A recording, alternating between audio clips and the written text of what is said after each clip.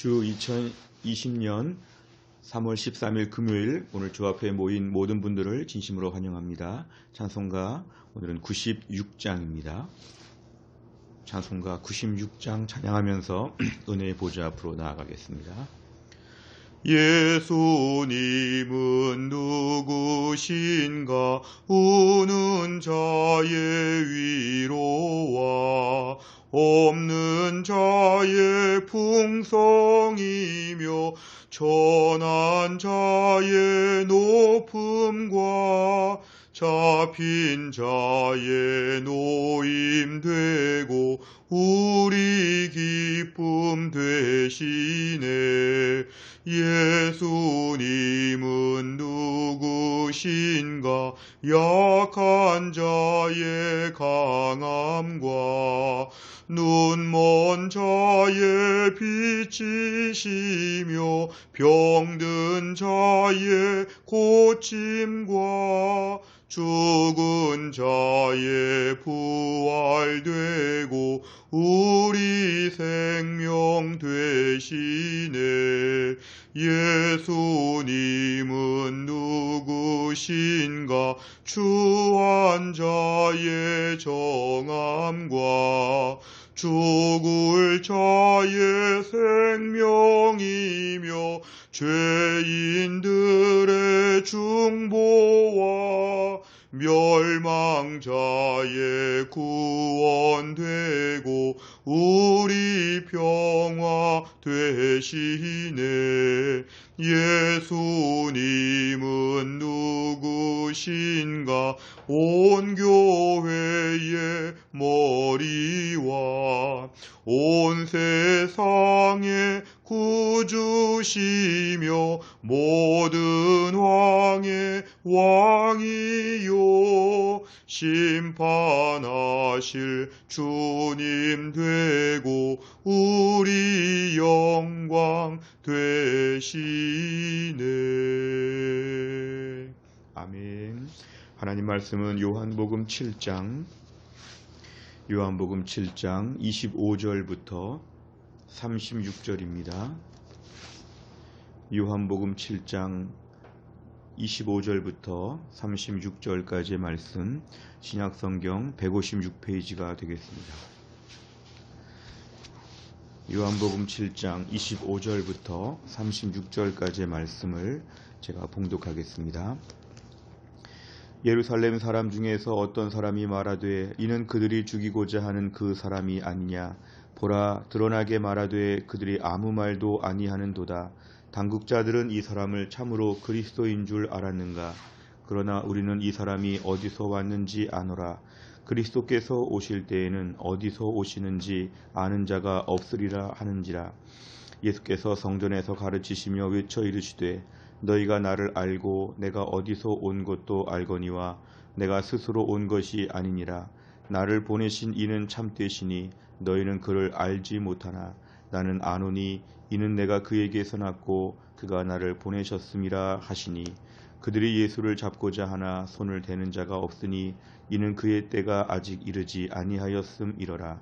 무리 중에 많은 사람이 예수를 믿고 말하되 그리스도께서 오실지라도 그 행하실 표적이 이 사람이 행한 것보다 더 많으랴 하니 예수에 대하여 무리가 수군거리는 것이 바리새인들에게 들린지라. 대제사장들과 바리새인들이 그를 잡으려고 아랫사람들을 보내니 예수께서 이르시되 내가 너희와 함께 조금 더 있다가 나를 보내신 이에게로 돌아가겠노라. 너희가 나를 찾아도 만나지 못할 터이요 나 있는 곳에 오지도 못하리라 하시니 이에 유대인들이 서로 묻되 이 사람이 어디로 가기에 우리가 그를 만나지 못하리요 헬라인 중에 흩어져 사는 자들에게로 가서 헬라인을 가르칠 터인가? 나를 찾아도 만나지 못할 터이요 나 있는 곳에 오지도 못하리라 한 이 말이 무슨 말이냐 하니라. 아멘. 오늘 본문의 말씀은 예수님께서 계속해서 초막절에 예루살렘에 올라가셔서 이제 성전에서 가르치시면서 이제 많은 사람들과 함께 말씀 나누는 장면들이 이어지고 있습니다. 오늘 25절에 보니까 예루살렘 사람 중에서 어떤 사람이 말하되, 예루살렘 사람이 지금 등장하여 말하고 있습니다. 이는 그들이 죽이고자 하는 그 사람이 아니냐. 사실 어제 말씀에 보면은 20절에서 우리가 언제 당신을 죽이려고 했냐 이렇게 얘기했지만, 요한복음 5장 18절에 보면은 예수님께서 베데스다 연못에서 38년 된 병자를 안식일에 고쳤다는 그 이유, 그리고 신성모도 이런 것을 가지고 예수님을 죽이려고 했던 일을 다시 기억하고 있습니다. 그래서 이는 그들이 죽이고자 하는 그 사람이 아니냐 이렇게 지금 다시 이야기를 합니다. 26절에 보면은 왜 그런데 아무도 체포하지 아니하고 왜 가만히 있느냐, 이게 지금 이의를 제기하고 있습니다. 27절, 우리는 이 사람이 예수님을 가르치는 것이죠. 우리는 이 사람이 어디서 왔는지 안다. 예수님이 뭐 갈릴리 출신이든지 예수님이 목수의 아들이든지 이런 식으로 해서 예수님에 대한 인간적인 정보를 안다고 볼 수 있지만 사실은 예수님을 모르는 것입니다. 그러니까 결국 예수님에 대하여 뭔가 아는 것처럼 말하지만 실상은 모르는, 그러면서 오늘 그리스도에 대하여 잘못된 자기 지식을 오늘 드러내고야 말았습니다. 28절에 보면 예수님이 성전에서 가르치시며 외쳐 이르시는데 너희가 나를 알고 내가 온 것도 안다. 이거는 예수님에 대하여 너희가 피상적으로 알고 있지만 정말 내가 메시아인 줄은 너희가 알아보지 못한다. 나를 보내시니 하나님은 참된 분이신데 너희가 하나님도 알지 못한다. 29절에 보면 나는 내가 그에게서 났다. 하나님에게서 났고 하나님이 나를 보내셨고 이 모든 것을 너희는 전혀 알지 못한다고 예수님이 탄식하시며 말씀하십니다. 30절에 이제 그러자 예수님을 체포하고자 많은 사람들이 뭐 할 법한데도 아직은 이런 움직임이 없다는 것은 아직 예수님의 때, 예수님의 십자가에서 죽으시는 그 때가 아직 이르지 아니하였다는 것입니다. 31절에 보면은 이제 무리가 등장합니다. 새로운 집단 무리가 등장하는데 무리 중에 많은 사람들이 예수님을 믿었다. 사실은 믿었다는 말은 참 좋은 말이지만 이들의 말을 들어보면 이들의 믿음이 온전치 않습니다. 예수를 믿고 말했다고 했지만 그 다음에 보니까 그리스도께서 오실지라도 그 행하실 표적이 이 사람이 행한 것보다 더 많으랴. 이들은 표적을 중심으로 하는 예수님을 믿었다가 안 믿었다가, 오늘도 표적이 있으면 믿고 없으면 안 믿고, 이들은 진정 예수님을 믿기는 어려운 피상적인 믿음을 보여줍니다. 그러니까 오늘 본문에 보면 예수님을 피상적으로 알고 피상적으로 믿는 사람들이 많이 등장하고 있습니다. 32절에 보면 예수님은 이제 바리새인과 대제사장들, 이 사람들을 통해서 이제 체포가 되기 위하여 사람들이 지금 오게 되었습니다. 예수님을 잡으려고 사람들이 왔지만 33절에 예수님 이렇게 말씀하십니다. 내가 너희와 함께 조금 더 있다가 나를 보내신 이에게로 돌아간다. 그러니까 결국 예수님은 이 땅에 오셔서 3년의 공생애를 보내시면서 하나님이 보내셨고 하나님이 주시는 말씀을 전하고 인류 대속의 십자가의 죽음을 위해서 오셨다는 그 사명감 정체성이 지금 분명하게 드러나고 있습니다. 34, 35, 36절에 보면은 여기에 대하여 사람들은 이해하지 못하고 어디로 가길래 우리가 만나지 못할 것이라고 하느냐, 이렇게 어리석은 질문들을 지금 하고 있습니다. 오늘 내용 관찰을 보시면 첫째, 예수님께서 성전에서 가르친 내용의 핵심은 무엇입니까? 28절과 29절에 보면은 예수님의 핵심은 이것입니다. 나는 하나님이 보내서 이 땅에 왔다.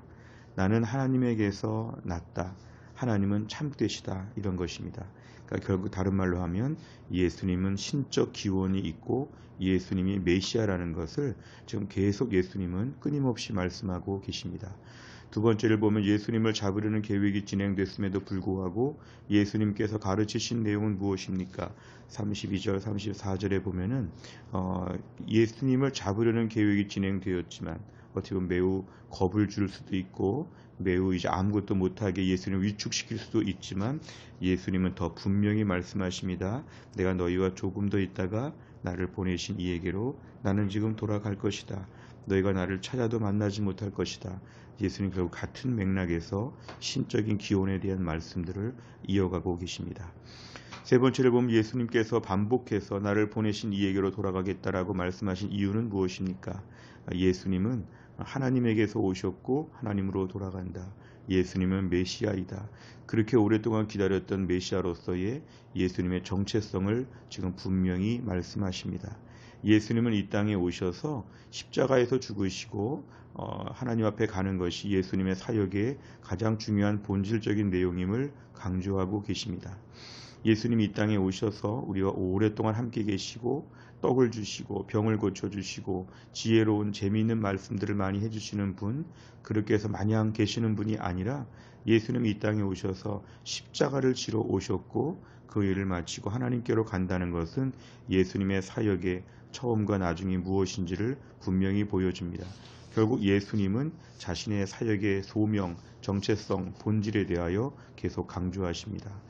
결국 오늘날 제일 중요한 것은 예수님이 이 땅에서 십자가에서의 죽으심으로 죽으시고 모든 사명을 마치신 것처럼 오늘날 우리들에게도 이 땅에서는 크리스찬으로서의 정체성이 있고 우리가 지금 있는 자리에서 뭔가 주를 위해서 해야 되는 우리의 사명이 있다는 것을 더 냉철하게 분별하는 것이 우리에게 필요합니다. 아무 목적도 없이 나그네가 돌아다니듯이 난민이 여기저기 돌아다니듯이 우리가 이 땅에서 그런 식으로 살 것이 아니라 사람들의 인기에 연연해서 사람들의 요청에 급급해서 사람들 앞에 환심을 사보려고 사람들 앞에서 협박을 무서워해서 이렇게 우리가 그냥 적당히 사는 인생이 아니라 우리는 주님이 이 땅에 태어나게 하셨고 우리로 하여금 몸된 교회를 섬기게 하셨고 이 땅에서 주를 위해 살게 하시는 하나님 목적이 있다는 것을 저희도 분명히 아는 것이 필요합니다. 요즘 같은 상황에서 우리에게 매일매일 지루하고 답답하고 이 코로나19 사태로 말미암아 우리의 삶이 어려울 때 우린 다시 한번 우리의 본질적인 부분, 왜 사는가, 나는 왜 공부하는가, 왜 일하는가, 인생의 목적을 다시 한번 돌아보는 것이 매우 중요합니다.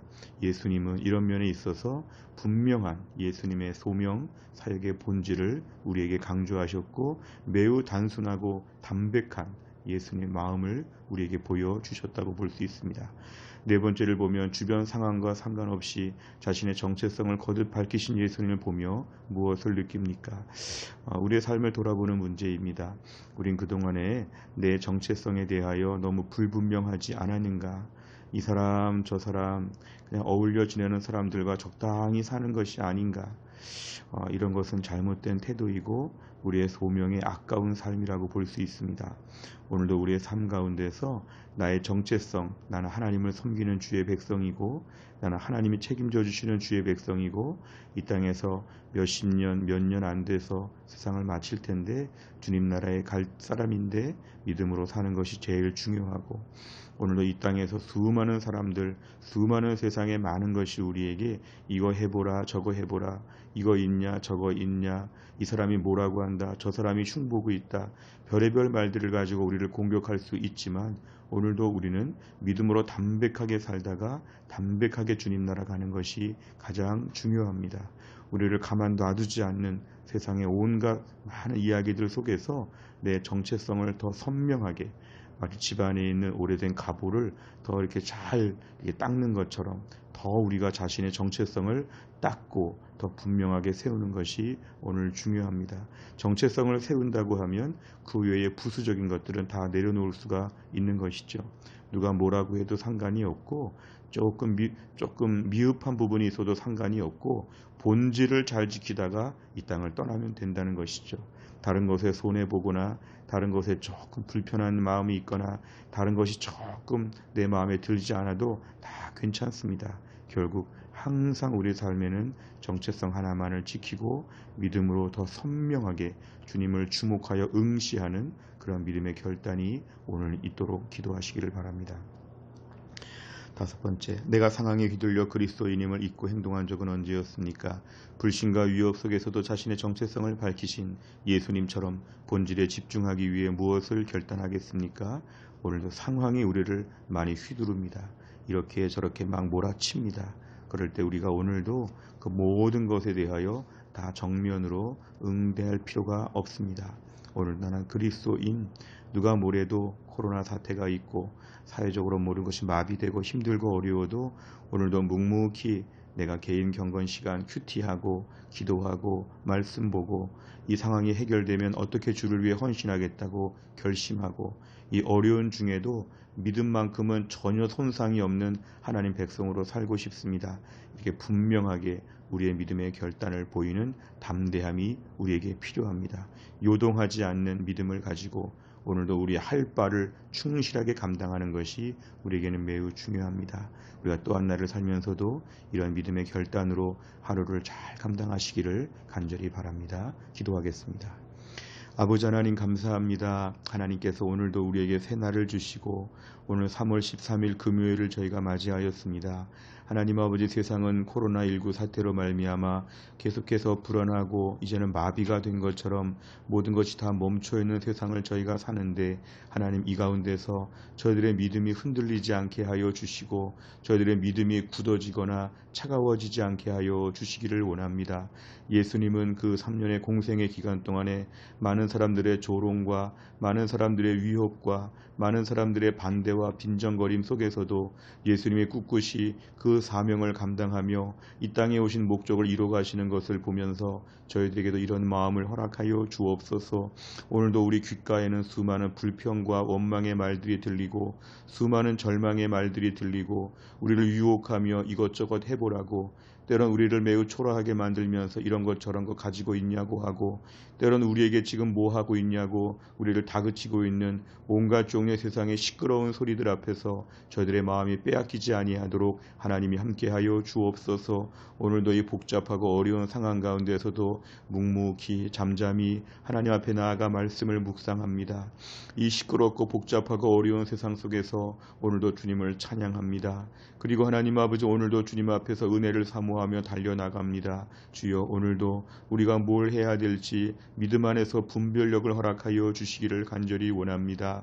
아버지 하나님, 기도하옵는 건 온라인 예배를 드리고 있는 이때가 속히 끝나게 하여 주시고 모든 성도들이 기쁨으로 나와 감격스럽게 예배할 수 있는 날이 3월 중에 올 수 있도록 하나님 강권적으로 역사하여 주시옵소서. 3월달 안으로 하나님 아버지 함께 모여 예배하는 예배의 거룩한 자리가 회복되게 하여 주시고, 지금의 이런 시간들을 통해 우리 성도들의 믿음이 약해지지 아니하고 더 강해지는 시간이 될 수 있도록 하나님이 함께하여 주시고, 이럴 때 믿음으로 우리의 자리를 잘 지킬 수 있도록 하나님이 함께하여 주시옵소서. 국가적으로 세계적으로 어려운 이때를 맞이하여 믿는 자로서 주님 앞에 간구하기를 게을리하지 않게 하여 주시고, 이 어려운 사태가 종식될 수 있도록 하나님이 은혜를 베풀어 주시고, 몸이 약한 자 힘든 자들 하나님의 긍휼로 회복되고 나을 수 있도록 하나님이 함께하여 주시옵소서. 한날의 모든 일정을 주님께 의탁하오며 예수님의 이름으로 기도하옵나이다. 아멘.